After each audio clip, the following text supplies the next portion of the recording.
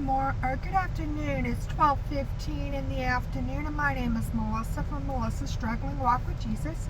I am here to share the Voice of the Martyrs Extreme Devotion with you, and I am on I'm going to share day 42 and 43.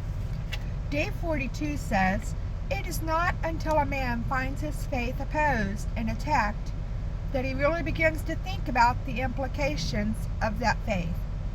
It is not until the church is confronted with some dangerous heresy that she begins to realize the riches and wonder of orthodoxy.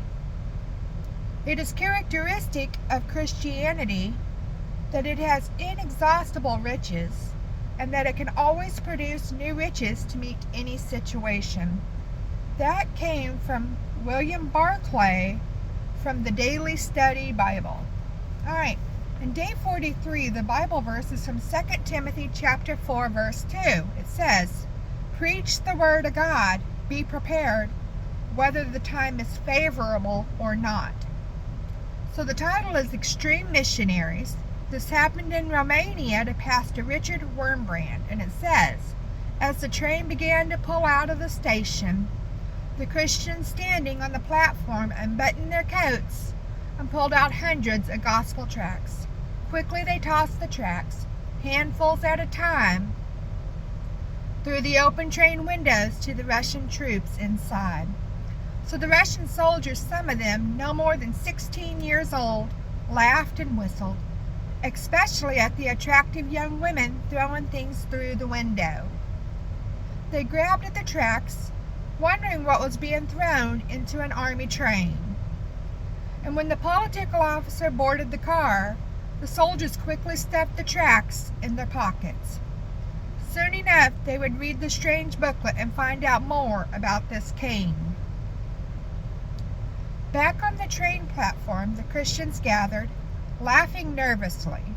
When police officers took one aside, the believer opened his coat willingly because there was nothing inside.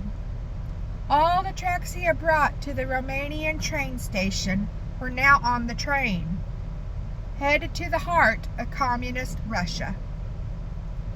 The train car evangelism was just one of the methods that Richard Wurmbrand taught the youth of his church to reach Russians for Christ. These allies were stealing all of his country's wealth and murdering many of its people.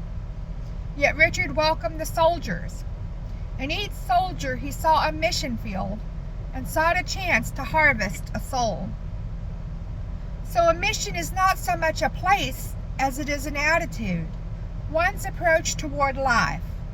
A missionary is simply someone who embodies this determination and single focus and expresses it in everyday living.